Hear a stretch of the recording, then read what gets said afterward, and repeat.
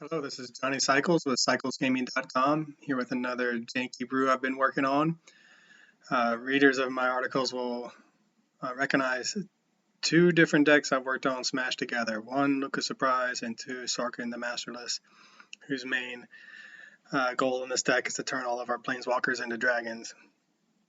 Obviously, both decks, both of the original decks, which can be found on cyclesgaming.com, are fairly low tier, fun, combo brews that you're not going to 5-0 a league in with them probably, but you should be able to have a good time, especially if you like to surprise people with Emrakul or turn your planeswalkers into dragons. But I wanted to try to put them all together because Sarkhan incentivizes us to play planeswalkers to make into dragons, and Lukka happens to be a planeswalker, so it's fairly easy to just find room for a single Emrakul. We are playing the full 4 copies of Lukka because we want to maximize our chances of what will be our best turn 3 play, which is resolving Lukka and turning one of our mana dorks or a Ragavan into an Emrakul, just like our original plan. The rest of the deck is made up of planeswalkers that will help us either grind out wins, such as Karn the Great Creator, who will allow us to tutor up things from our sideboard.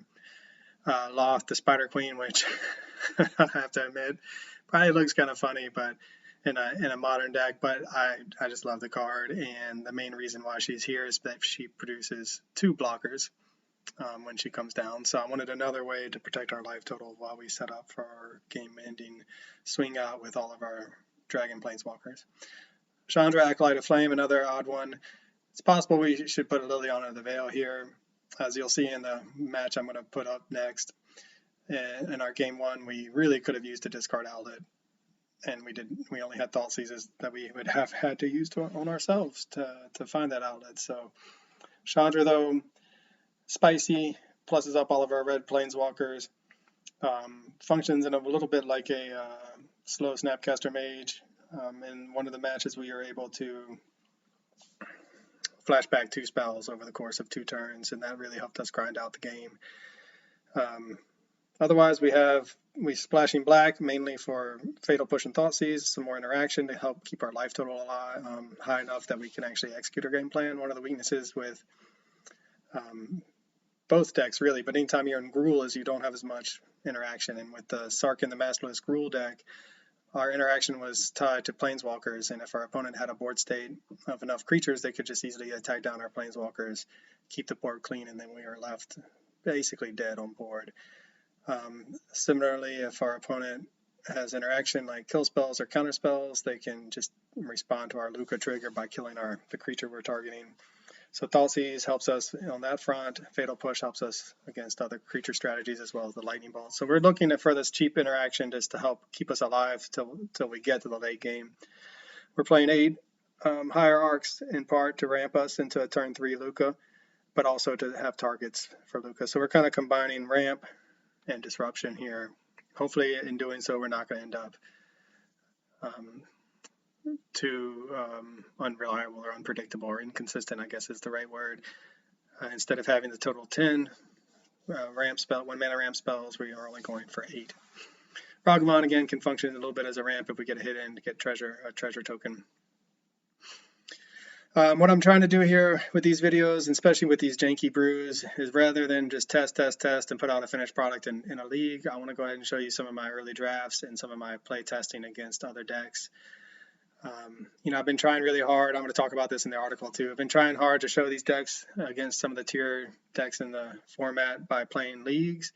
But what I've noticed is you end up playing a lot of the same decks. I mean, obviously we're not winning on a ton of games, but it's not just that, right? If we're always playing Rakdos Scam or always playing Izzet Murktide or some of the other more popular decks, it can get really boring. And I love jank. I love playing jank.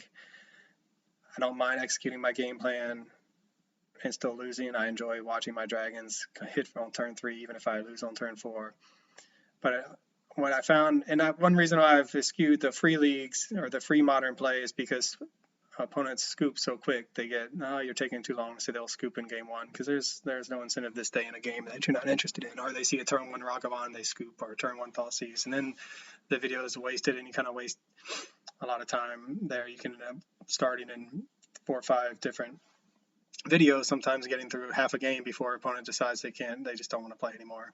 So I've kind of not tried to make videos from the free leagues, but the past couple days I've went ahead and tested the waters again in the free leagues, and it was really fun. I mean, you got totally janky brews that you're playing up against decks that you wouldn't see in modern leagues, and I really enjoy playing against those decks. I enjoy seeing those decks. I like to see other people's brews. And in the theme of this entire site, I mean, I'm a janky player. I don't want to just put up tier 1 decks. So I'm going to try the free leagues, maybe show off some other people's brews, some other people's jank, and hopefully get some leagues in or some matches in total completed without people scooping. So I have one match to show you from our first draft of this John the Lukka Surprise Sarkhan the Masterless deck. And it's a great match. I mean, it was really fun. It's up against the green-white Angels life gain deck, which again you wouldn't see. Ironically, I just wrote about green-white life gain in Commander. But a creature-based strategy, lots of back and forth, but it really epitomizes all aspects of this deck. And without spoiling things, I guess, in Game 1 we see some of the intense drawback of playing Emrakul and having an Emrakul strategy built into your deck. Game 2, we get to see Lukka do its thing, and Game 3, we get to see Sarkhan do its thing. So we kind of see the way the angles of attack, some of the drawbacks. I will say one more thing about the deck. The biggest difference between this Lukka version and the previous Lukka version that I've already posted on is we don't have any way to give Lukka or give our Emrakul haste, and we don't have any ways to dig and discard. So we are going to be more inconsistent, but we're hoping that the cards we draw instead, if they're not Lukka, the cards we draw are things like Karn or Loth. Karn obviously is an all-star in Modern, can win us games on its own. So we're really hoping that if we don't see Lukka in our combo, we get some of our other Planeswalkers that can grind us out some value. And we always have our third backup game plan of Ragavan swinging in with Ignoble and Noble Hierarch triggers. I will say that Karn does give us an entirely another angle of attack, making the deck have a total of 4 different ways of winning games. Let's say 1 is Lukka's Surprise with Emrakul, 2 Sarkhan turning all our Planeswalkers into dragons and beating face, 3 Ragavan just getting in for damage with Fatal Push, Bolt, Thoughtseize to help keep it alive and make sure it gets damage in with these Hierarch triggers, and 4 Karn the Great Creator. I mean, we haven't talked about the sideboard yet, but we do have the 1 liquid metal clothing, so we can go the land destruction route with Karn. We have a Blightsteel Colossus if we need to bring it in the board from the board in Game 2 against Mill, for instance, or decks that want to just take our single Emrakul. We have Wormcoil Engine and Noxious Scarehulk, 2 cards that we can tutor up with Karn to give us some more pressure. So we have more angles of attack by going into Jund and not just being all in on the Lukka Coppercoat Outpost game plan. This will lead to more inconsistency, obviously, and it can lead to some grinding games where we just lose to the best cards in the format. But we're going to find out how it competes. We'll do some practice games in the free leagues, play some jank, hopefully against some jank, maybe get a couple matches in against the tier 1 decks, because you will run into those in the free league too. And then we'll try it out in a league. Finishing it up with the sideboard, Late Line of the Void for Graveyard, Shenanigans, Force of Vigor for Affinity, can get some Amulet Titan decks, and then we have a variety of different artifacts to tutor up with Karn. Obviously, it's a work in progress. The sideboard especially will get tweaked based on what I think the meta is going to have, but that's what it looks like for now. All right, well, I can't wait to show you some gameplay. I hope you enjoy the videos, and as always, this is Johnny Cycles with cyclesgaming.com. Thanks for watching, and I'll see you on the next one.